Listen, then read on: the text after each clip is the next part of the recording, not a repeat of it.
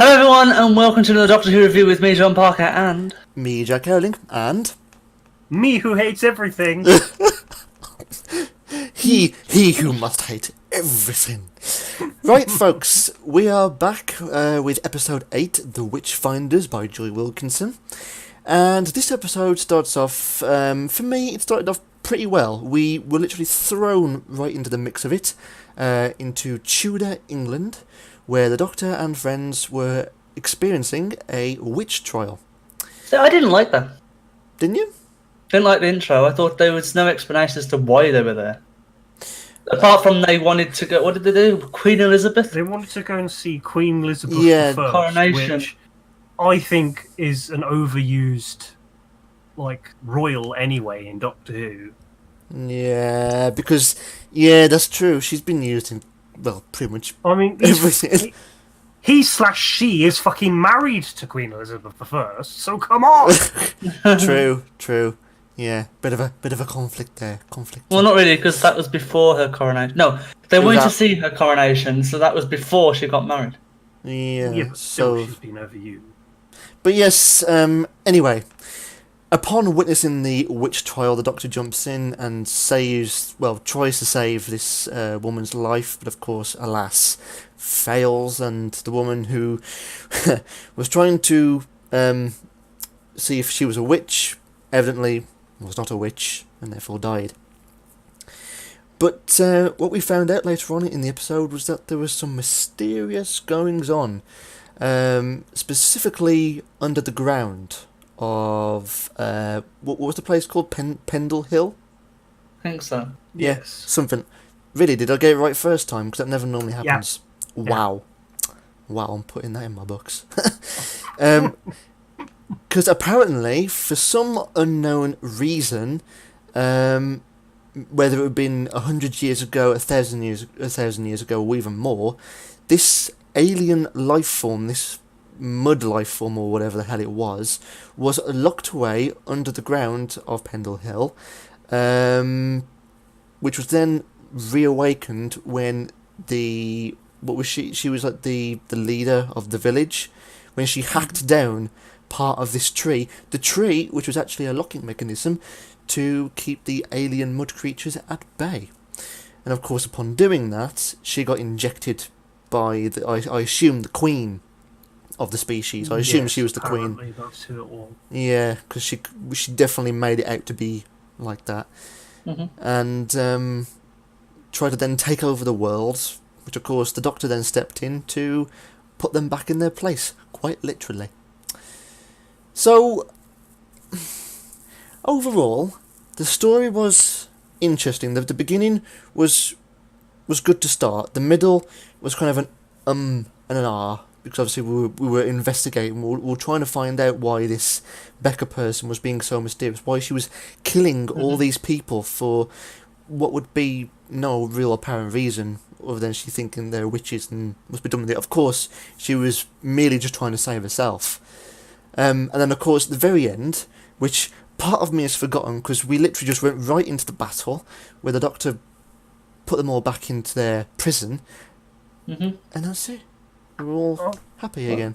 There's a lot of the episode that didn't make sense. I mean, the thing that's annoying me a lot about this series is the Doctor keeps reminding people, we don't get involved, and then she jumps balls deep into trouble.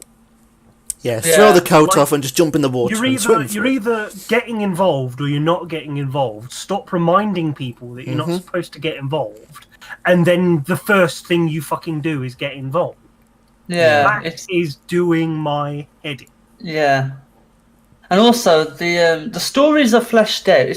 It's weird, because I can see the writers have got this fantastic idea. All of the episodes have had a good idea behind them. It's the execution. It's for some reason, it's almost as if, whether that be Chris Chibnall's doing, or whether or not the writers are trying to cram it all into 50 minutes or however long it is, but it feels like they've missed out or rushed sections of the story.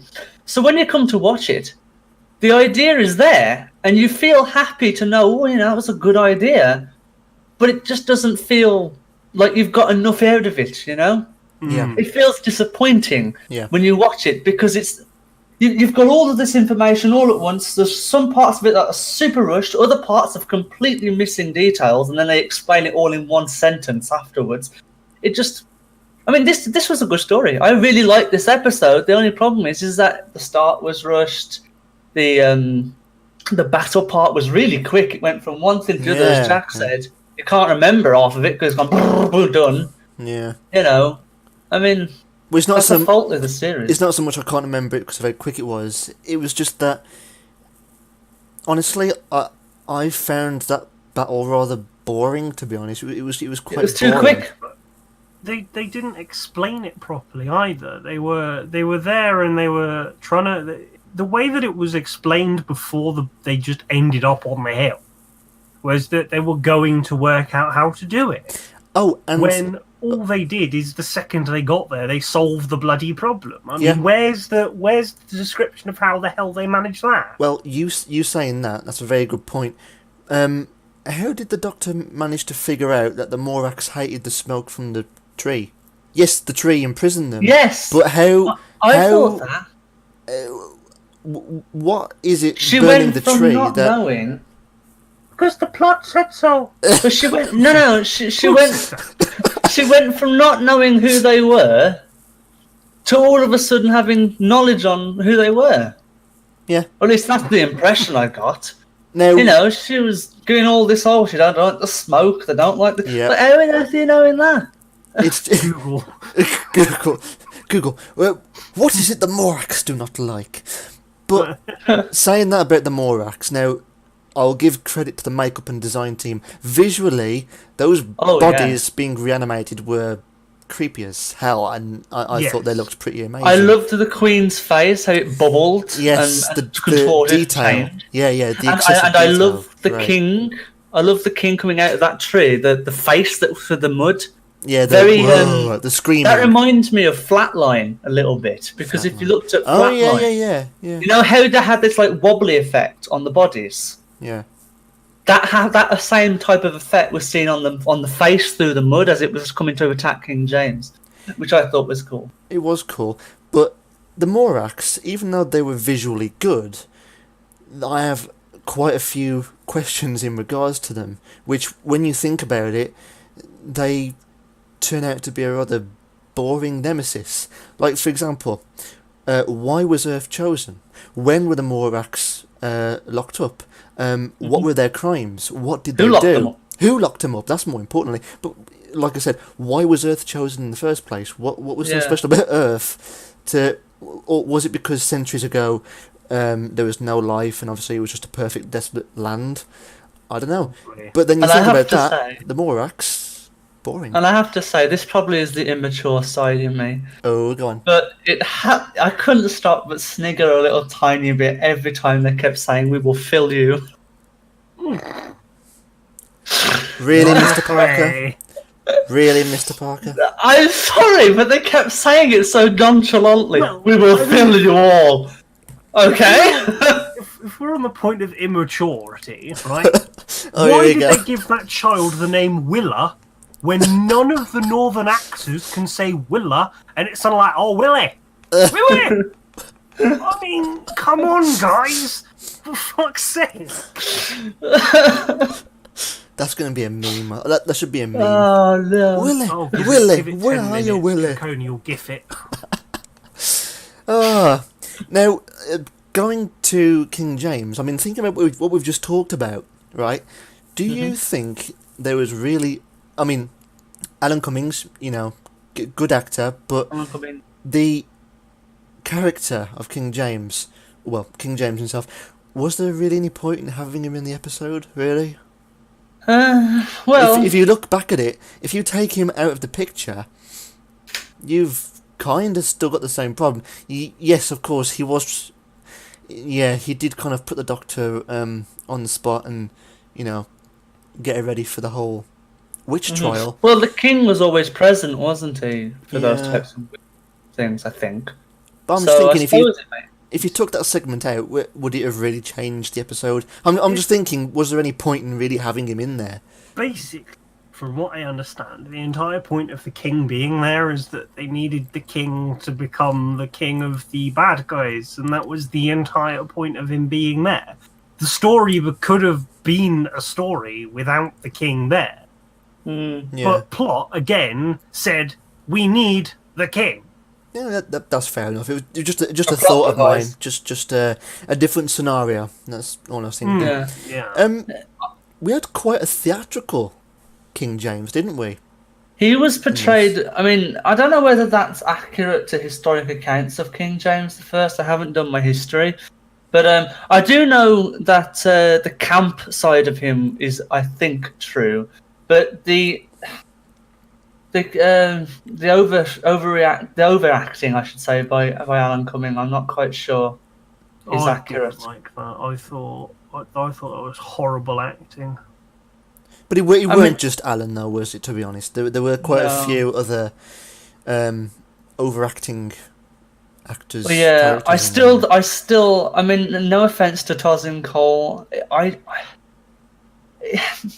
don't know whether it's his accent or whether he just doesn't know how to change how he emphasises words, but it doesn't sound as if he knows how to enunciate properly to certain emotions. That's because he's Londonish. Yeah, but even so, London actors can normally, if they're a good actor, they know how to speak normally. He doesn't sound like he's speaking normally. He constantly sounds like he's speaking with a poker face. It doesn't sound like he's actually showing his emotion properly. And it's like the end of his sentences always raise up a tone. They don't he just doesn't change his voice, and I think that's not a very good thing for an actor to be able to not be able to do, I should say. So quite. You think he's probably quite generic? Yeah, he's a little bit monotonal sometimes. Yeah. It sounds flat, and I don't think that's good. I mean, Yasmin's character, she plays it okay, maybe a little OTT sometimes, but I do get that sometimes. I think Ryan's character is the worst in terms of acting. Jodie's doing well in terms of acting. It's just that I think her writing is, I don't know. I'm still getting used to the writing. The whole idea of I'm still getting used to myself. The TARDIS is taking me to random places and I can't seem to control it. It's getting annoying. Yeah. The Doctor used to be able to control it after a while. Yeah, but the TARDIS has always taken them where they need to be. Yes, as in the Doctor's wife, the TARDIS said, "Oh, I never took you where you wanted to go, but I always took you where you needed to go." But if that's the case, Cody, there's a question I have to ask. What's the point of the flight controls? Well, that's fair enough, but there are occasions where I suppose the TARDIS goes, "Okay, there's nothing major. You do what the hell you want to do until I know something that you need to do." Yeah, I don't know. It's just the way she keeps on about it. Like, it's not acting up for me right. I don't know why. Well, really, when she uses the flight control, when the Doctor uses the flight control, it is literally just by chance where they end up. Whether it's the place she intends to go or the place the TARDIS decides to go, then that's that. But the thing is, that I don't know. There's a bit of a plot flaw there because it's a time machine. The TARDIS could take her at any time to any place. Yeah. Right? So why does it have to be at that very moment that they need to go there when she could have gone to visit Queen Elizabeth I and then afterwards fix the problem because it would have been the same time anyway?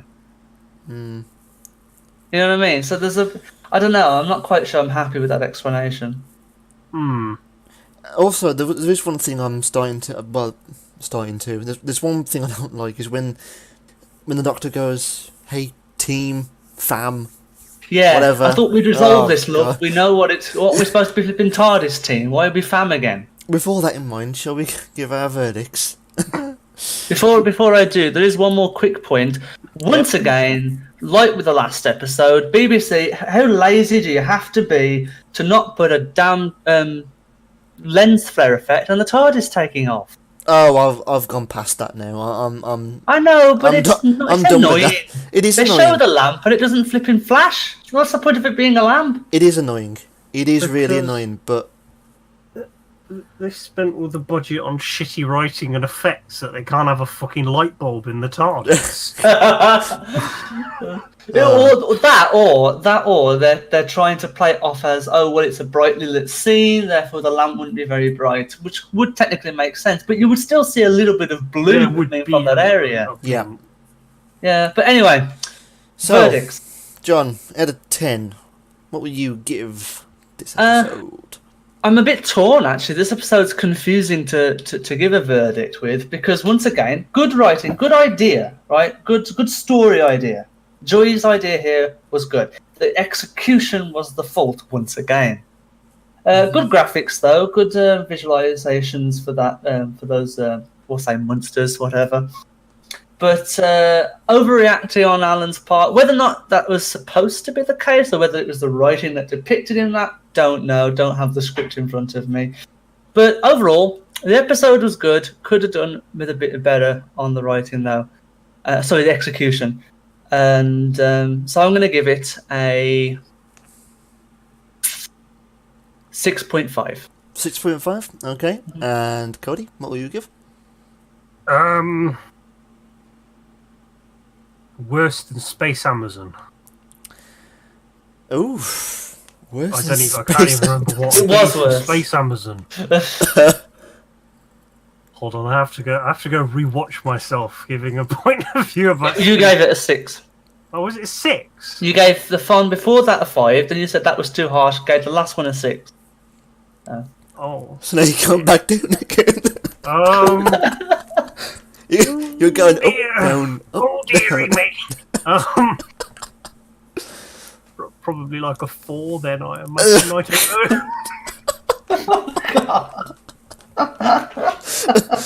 don't know. Dear me. We're professionals. So a 4 then. Yes. Yeah, okay. I mean, in all fairness, right, that's what this series is doing to us. We really can't get a firm grasp as to the direction they are really intending to go with. And of course, like we said, this episode, we're torn between two different parts. Of course, the story and the idea was good, and obviously visual effects and all that. Execution and the odd bit of overacting, it kind of well, it doesn't really balance it, but lowers it. So for me, with those two halves, I'm gonna give it a 5. I'm gonna give it a 5. I will say though, as we said in the comments, and as I don't know whether Cody mentioned it once as well before then. I think we do need to give an overall series review at the end. Yes, definitely, and see if